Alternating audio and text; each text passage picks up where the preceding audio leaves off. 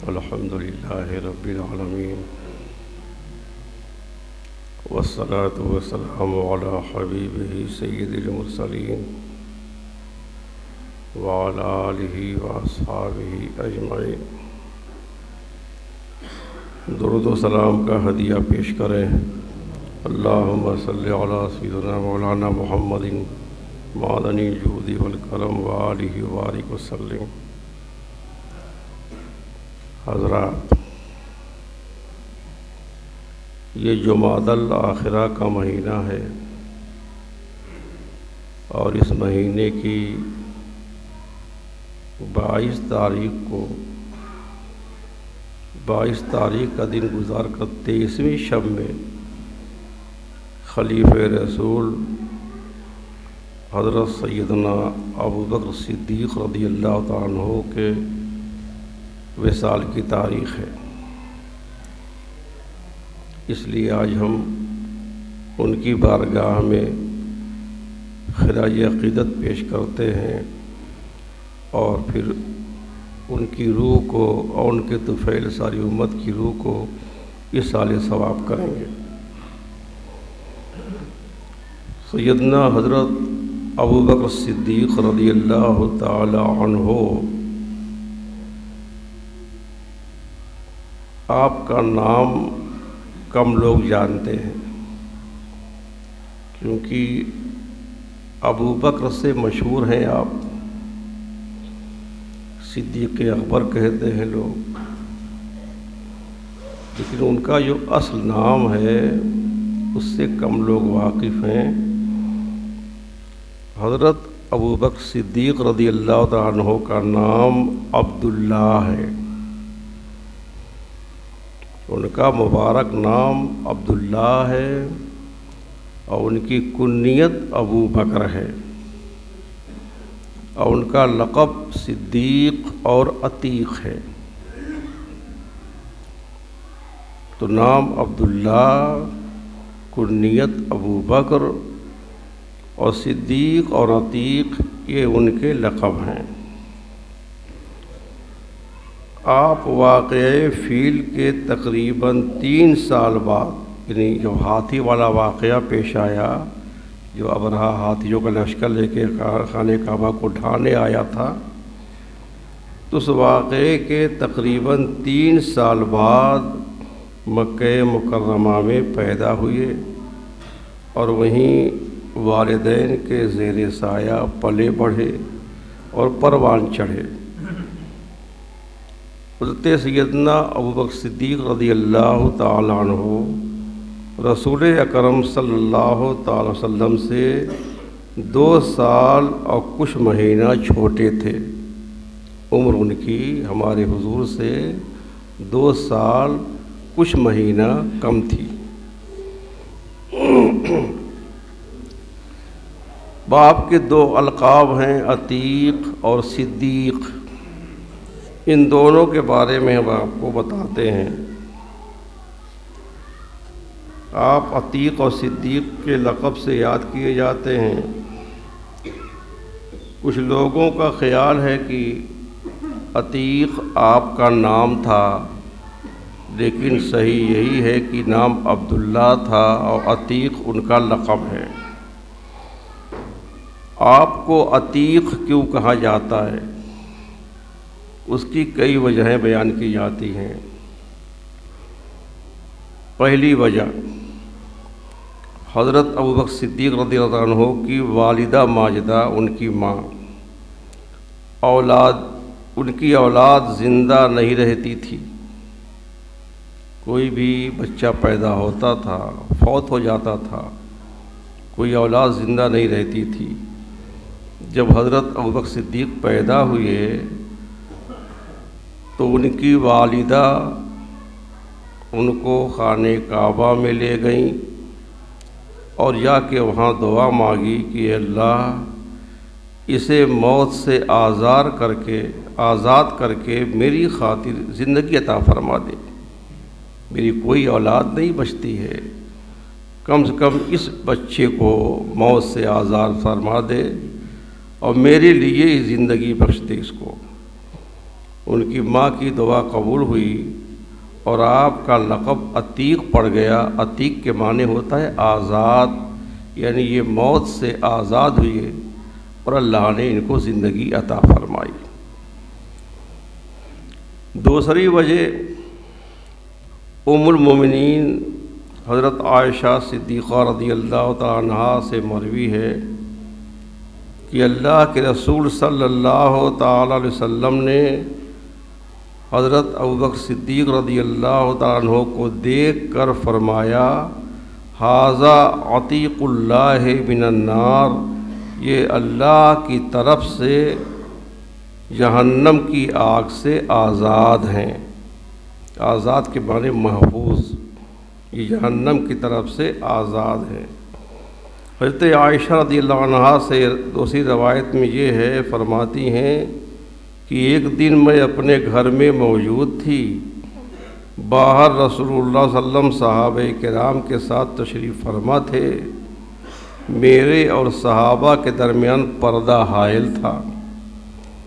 अचानक अबू बकर सिद्दीक़ हाज़िर खिदमत हुए तो हुज़ूर ने उनको देख कर फरमाया, मन सर्रहु अन यंज़ुरा इला अतीक़ मिनन्नार फलयंज़ुर इला अबी बकरिन, जो दोज़ख से आज़ाद शख्स को देखना पसंद करे वह अबू बकर सिद्दीक़ की ज़ियारत कर ले। तो चूँकि हुज़ूर ने फरमाया कि ये दोज़ख की आग से आज़ाद हैं और अतीक के माना आज़ाद, इसलिए आपको अतीक कहा जाता है।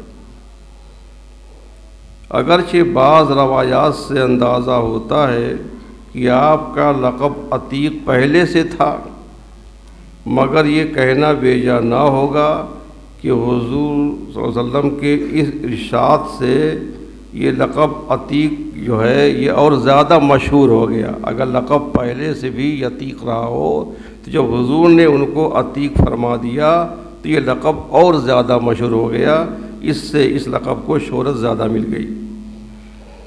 तीसरी वजह, अतीक के माना हसीन व जमील, खूबसूरत, साहिब जमाल। चूँकि हज़रत अबू बकर सिद्दीक़ रज़ियल्लाहु तआला अन्हु बहुत ही हसीन व जमील और बहुत ही खूबसूरत थे, इसी वजह से लोग आपको अतीक कहते थे। अल्लामा इब्न जौज़ी लिखते हैं कि रसूलुल्लाह सल्लल्लाहु अलैहि वसल्लम आपके हुस्न व जमाल की वजह से हुज़ूर ने आपका लक़ब अतीक रखा, कि अतीक के माने हसीन व जमील, साहिब जमाल, खूबसूरत। चौथी वजह, आपके नसब में कोई ऐब नहीं था और आपका नसब बहुत आली था, हुस्न नसब की वजह से आपको अतीक कहा गया। पाँचवीं वजह, अतीक के माने कदीम, कदीम माने पुराना। चूँकि आप कदीमुल इस्लाम हैं, शुरू ही से खैर और भलाई आपके लिए मुक़द्दर हो चुकी थी, इसलिए आपको अतीक कहा जाता है कि आप मर्दों में सबसे पहले ईमान लाने वाले हैं। आपका सबसे मशहूर लक़ब सिद्दीक़ है,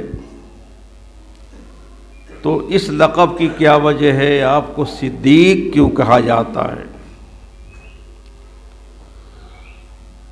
पहली वजह, हाफिज़ इब्ने अब्दुल बर इसकी वजह बयान करते हैं, लिखते हैं, आपने हर मामले में हुज़ूर अक़दस सय्यद आलम सल्लल्लाहु अलैहि वसल्लम की तस्दीक करने में पहल की, इसलिए आपका लक़ब सिद्दीक़ रखा गया।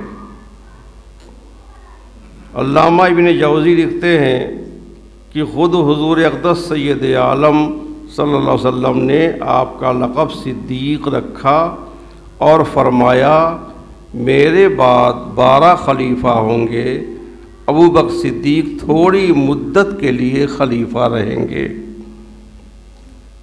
तो वाकई आपकी खिलाफत का ज़माना बहुत मुख्तसर है।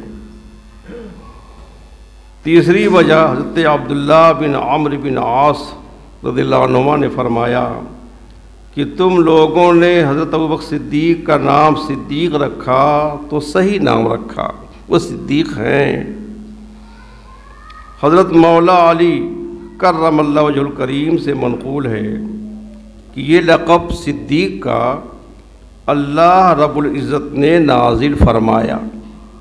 अबू बकर सिद्दीक़ का लक़ब सिद्दीक़ ये अल्लाह ने नाजिल फरमाया।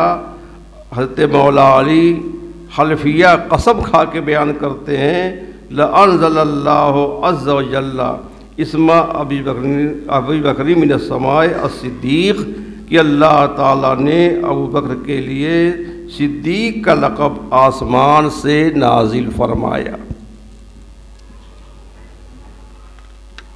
चौथी वजह इमाम हसन बसरी और हज़रत क़तादा कहते हैं कि आपका ये लक़ब शब-ए मेराज के अगले दिन की सुबह से मशहूर हुआ।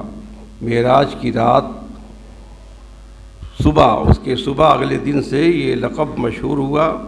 हज़रत आयशा सिद्दीक़ा रज़ियल्लाहु अन्हा से मरवी है कि मेराज की रात के अगले दिन मक्का के मुशरिकीन हज़रत अबू बकर सिद्दीक़ के पास आए रज़ियल्लाहु ताला अन्हु और कहा कि अबू बकर अपने साहिब की अब भी तस्दीक करोगे।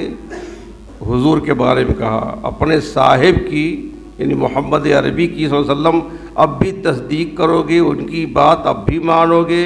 उन्होंने ये दावा किया है कि वो रातों रात बैतुल मुक़द्दस की सैर कराए। ऐसा कैसे हो सकता है रात के थोड़े हिस्से में आदमी मक्का से बैतुल मुक़द्दस जाए, वहाँ से वापस भी आ जाए, और तुम्हारे साहिब ये दावा करते हैं, क्या तुम अब भी उनकी बात मानोगे? अबू बकर सिद्दीक़ ने कहा कि बेशक हुजूर ने अगर ये फरमाया है तो आपने सच फरमाया है। मैं तो सुबह शाम इससे भी अहम और मुश्किल उमूर की तस्दीक करता हूँ। उन्होंने जितनी बातें बताई हैं मैं हर बात की तस्दीक करता हूँ। उन्होंने कहा दोज़ख मौजूद है, जन्नत मौजूद है, क़यामत कायम होगी, अल्लाह के बारे बताया, हमने सब कुछ मान लिया। इसलिए हुजूर ने अगर ये कहा है कि मैं रातों रात मस्जिद अक़सा तक गया, वहाँ से वापस आया, बेशक आपने सच फरमाया है।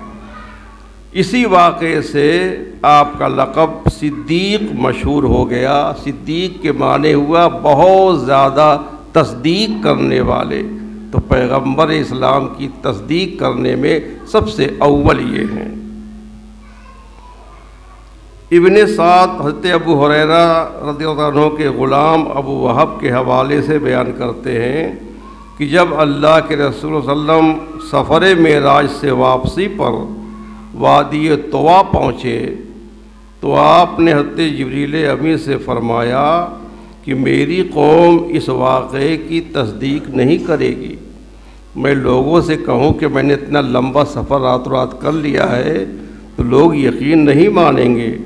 जिब्रील अमीन ने कहा जो सद्दिक़ो का अबू बकरिन व सिद्दीक़, कोई माने ना माने मगर आपके यार हज़रत अबू बकर सिद्दीक़ तो ज़रूर आपकी तस्दीक करेंगे, सच मानेंगे, वो सिद्दीक़ हैं।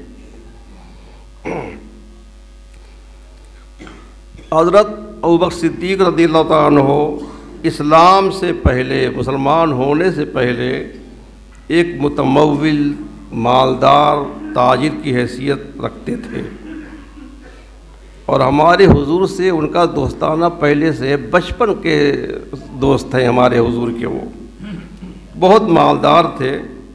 उनकी दियानत, रास्तबाजी और अमानत का ख़ास शोहरा था। मक्का वाले उनको इल्म और तजर्बा और हुस्न खुल्क के बायस नहायत मुअज़्ज़ज़ समझते थे। सारा मक्का उनकी इज़्ज़त करता था। हज़रत अबू बकर सिद्दीक़ को अय्याम जाहिलियत में भी, इस्लाम से पहले का ज़माना जाहिलियत का ज़माना कहलाता है, तो उनको ज़माने जाहिलियत में भी शराब से वैसी ही नफ़रत थी जैसी ज़माने इस्लाम में। वरना अक्सर सहाबे किराम शुरू में शराब पीते थे जब तक शराब हराम नहीं की गई थी। यहाँ तक कि बाज़ सहाबा शराब पी करके नमाज में शामिल हो जाते और नमाज में शामिल होने के बाद जाहिर सी बात, अगर दिमाग सही नहीं रहेगा तो आदमी अजीब व गरीब हरकतें करेगा। उसके बाद पाबंदी लग गई इला तक़रबुस सलात व अंतुम सुकारा, नशे की हालत में नमाज ना पढ़ा करो। अभी शराब हराम नहीं हुई, बस ये कि नशा जब तक रहे नमाज ना पढ़ा करो। फिर बाद में शराब हराम कर दी गई। तो अक्सर बड़े बड़े सहाबा शुरू में इस शराब की हुर्मत से पहले शराब पिया करते थे, लेकिन सिद्दीक़ अकबर की शान ये है कि इस्लाम लाने से पहले भी आपको शराब से वैसे ही नफ़रत थी जैसी इस्लाम लाने के बाद आपको नफ़रत थी। इसलिए आपने अय्याम जाहिलियत में भी कभी शराब को हाथ नहीं लगाया। एक बार सहाबे किराम के भरे मजमे में आपसे पूछा गया कि क्या आपने दौरे जाहिलियत में इस्लाम लाने से पहले कभी शराब पी है?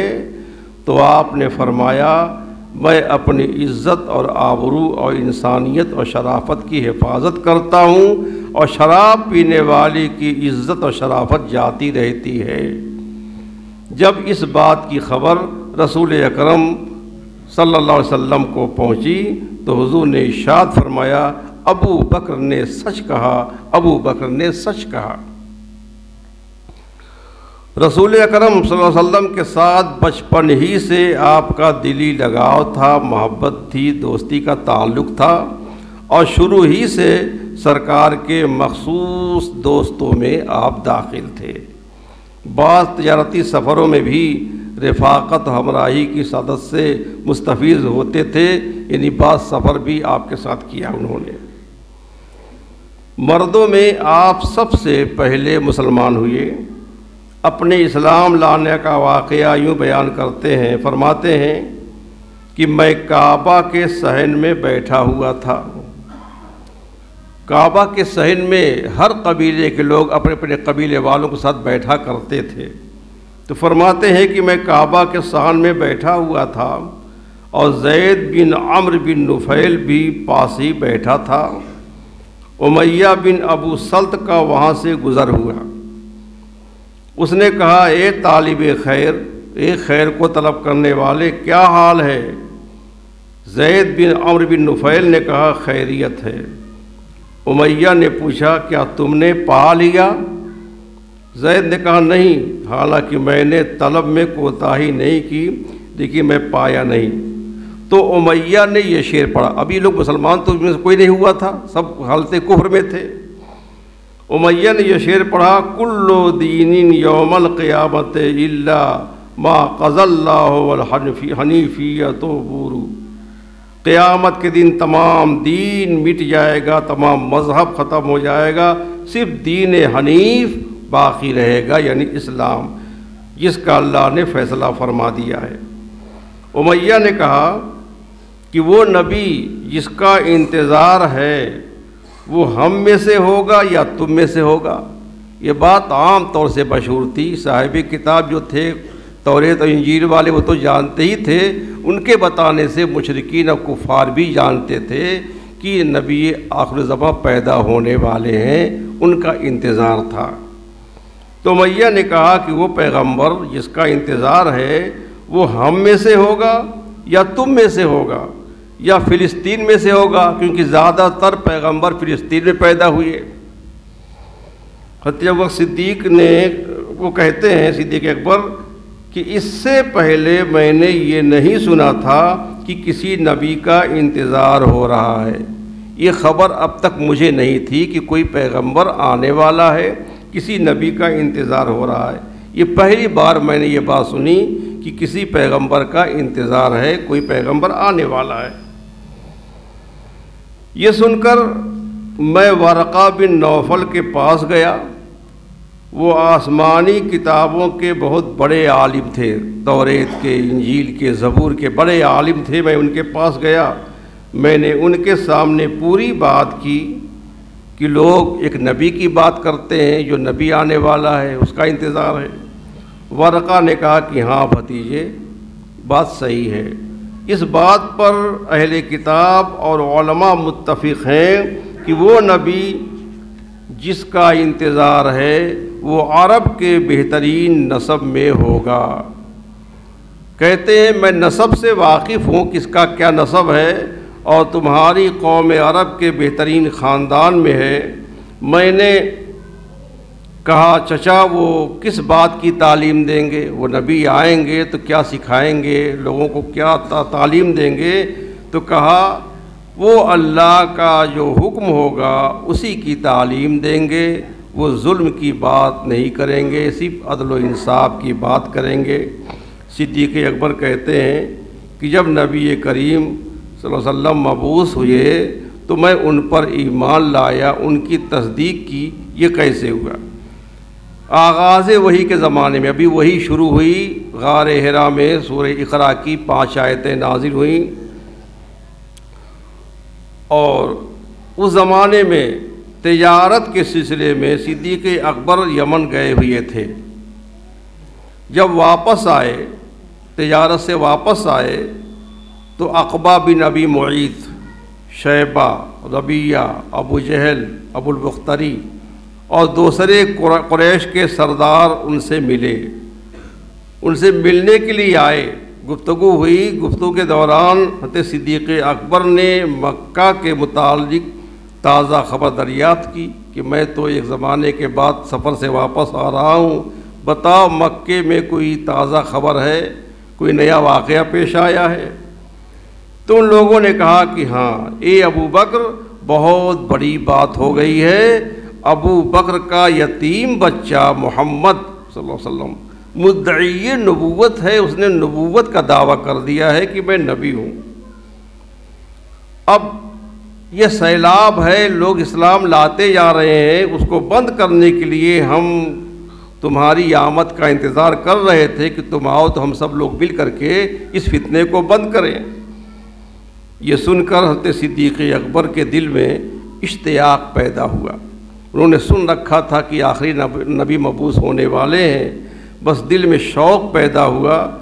उन्हें खुश उसलूबी के साथ रुख़सत कर दिया और ख़ुद हुज़ूर अक़दस की खिदमत में हाज़िर हुए और बिअसत के मुतालिक कुछ सवाल किया और उसी मजलिस में फ़ौरन इस्लाम में दाखिल हो गए। कलमे तय्यबा पढ़ लिया, ला इलाहा इल्लल्लाह मुहम्मदुर रसूलुल्लाह सल्लल्लाहु अलैहि वसल्लम। रसूल करीम सल्लल्लाहु अलैहि वसल्लम ने फरमाया कि जिसके सामने मैंने इस्लाम पेश किया उसने अपने अंदर एक तरह का तरद्दुद महसूस किया। इतनी आसानी से किसी ने इस्लाम कबूल नहीं किया। एक तरद्दुद होता था, इस्लाम लाऊं कि ना लाऊं, पता नहीं ये सही मज़हब है कि सही मज़हब नहीं है। तो फरमाते हैं हुजूर कि जिसके सामने भी मैंने इस्लाम पेश किया उसने अपने अंदर तरद्दुद महसूस किया, मगर जब अबू बकर को इस्लाम की दावत दी तो उन्होंने बेझिझक बगैर तरद्दुद फ़ौरन इस्लाम कबूल कर लिया।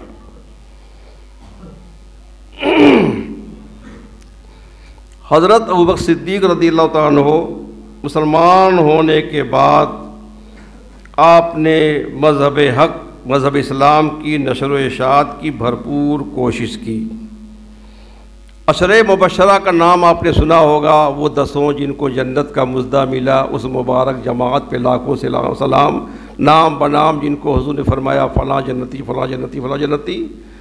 अशरे मुबशरा जो 10 हैं उनमें से 5 ऐसे हैं जो सिद्दीक़ अकबर की दावत पर इस्लाम उन लोगों ने कबूल किया है। तो यह हज़रत उस्मान बिन अफ़्फ़ान है, उस्मान गनी, हज़रत ज़ुबैर बिन अव्वाम है, अब्दुर्रहमान बिन औफ़ हैं, तलहा बिन उबैदुल्लाह हैं, साद बिन अबी वक्कास हैं रज़ियल्लाहु अन्हुम अजमईन। ये लोग जो है हज़रत सिद्दीक़ अकबर की कोशिशों के नतीजे में इस्लाम से मुशर्रफ़ हुए हैं। इन हज़रात ने इस्लाम की तारीख़ में जो नुमाया काम अंजाम दिए हैं वो बिल्कुल सूरज की तरह रोशन है। मिल्लत इस्लामिया का हर बाखबर शख्स इस उनसे वाकिफ़ है। उनके नाम सुनकर आपको अंदाज़ा हो गया होगा कि सिद्दीक़ अकबर का ईमान लाना किस कदर युमन व बरकत का बाइस बना। और इनके अलावा अबू उबैदा बिन जर्राह, अबू सलमा, अब्दुल्ला बिन अब्दुल असद, अरकम बिन अबूल अरकम, उस्मान बिन मज़ून रदिल्लाहु अन्हुम अजमईन भी हज़रत अबू बकर सिद्दीक़ की दावत व तबलीग से मुतासिर होकर के हुजूर की बारगाह में हाजिर हुए और इस्लाम की दौलत उन्होंने कबूल फरमाई। इस्लाम की इन इब्तदाई शानदार कामयाबियों ने कुफ्र व बातिल के यवानों में कोहराम मचा दिया। सारे काफिर बौखला गए। उन्होंने हक़ व सदाकत के उभरते हुए आफताब की किरणों का रास्ता रोकने के लिए बड़ी कोशिशें की। वो ये समझते थे कि इस तरह वो बातिल के अंधेरों को हक़ की किरणों की यलगार से बचा लेंगे, जो बिल्कुल नामुमकिन था। उनके जोर व सितम की मुहिम का आगाज़ एक छोटे से वाक़े से हुआ, जिसको अल्लामा इब्न कसीर के हवाले से बयान किया जाता है। अल्फाज ज़रा सख्त हैं, अब ज़ाहिर सी बात है, एक बयान होता है, एक किताब तहरीर होती है, आसान समझाने की कोशिश करता हूँ मैं। जब मुसलमान मर्दों की तादाद 38 हो गई, मुसलमान मर्दों की तादाद 38 हो गई, तो हज़रत अबू बकर सिद्दीक़ ने बारगाह रिसालत में अर्ज़ की, या रसूल अल्लाह, अब हम मर्दों की तादाद 38 हो गई है, औरतों की तादाद इनके अलावा थी, बच्चों की इनके अलावा थी। वो अर्ज़ करते हैं, या रसूल अल्लाह, अब हमें खुल कर मैदान में निकलना चाहिए और तबलीग इस्लाम का फरीज़ा पूरी क़ुव्वत से देना चाहिए। अब छुप छुप कर इस्लाम की तबलीग ना की जाए। हुज़ूर अक़दस ने फरमाया, ये अबू बकर, अभी हमारी तादाद बहुत कम है। हज़रत सिद्दीक़ अकबर का इसरार जारी रहा, वो ज़िद करते रहे, यहाँ तक कि रसूल अकरम सल्लल्लाहु अलैहि वसल्लम दार अरकम के हुजरे से निकल कर हरम शरीफ के सहन में अपने ग़ुलामों की मैयत में तशरीफ़ लाए। ये दार अरकम, हज़रत अरकम का जो घर है, बिल्कुल सफ़ा पहाड़ी के पास था। अब तो सब हरम के अंदर आ गया है। सरकार वहीं दार अरकम में रह कर के तबलीग इस्लाम किया करते थे।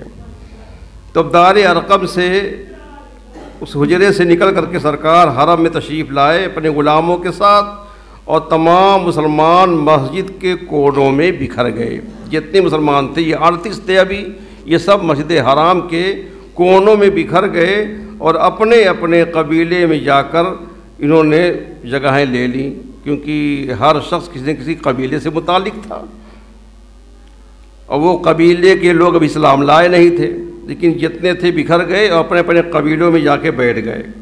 जब सब लोग बैठ गए तो सरकार दो आलम सल्लल्लाहु अलैहि वसल्लम भी तशरीफ़ ले आए। दुनिया इस्लाम का सबसे पहला ख़तीब सिद्दीक़ अकबर, जिन्होंने लोगों के सामने खुतबा दिया, इस्लाम की दावत पेश की। सिद्दीक़ अकबर लोगों को अल्लाह और उसके रसूल की तरफ दावत देने के लिए खड़े हो गए। काफिर सिद्दीक़ अकबर के इस खुतबे को सुनकर आग बगोला हो गए। अब वो हज़ारों हज़ार की तादाद में है, चंद मुसलमान हैं और दीन छोड़ने की दावत दे रहे हैं, एक नए दीन को कबूल करने की दावत दे रहे हैं।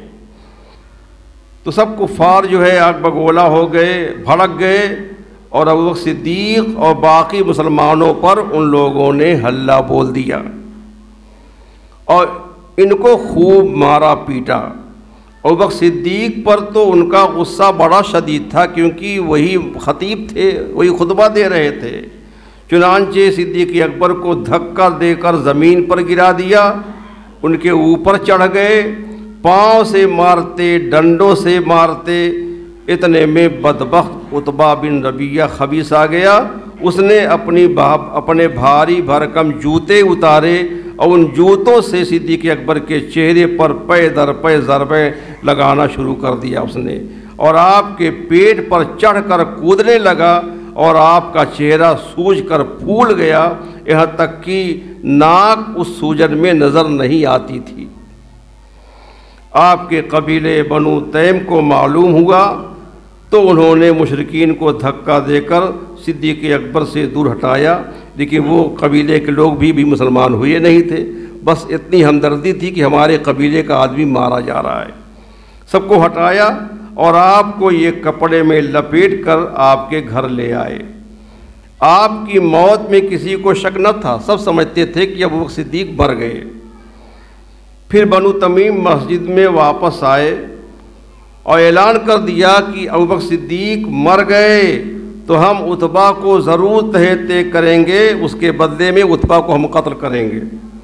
ये ऐलान करने के बाद फिर वो सिद्दीक़ अकबर के पास आए जहाँ वो बेहोश पड़े हुए थे।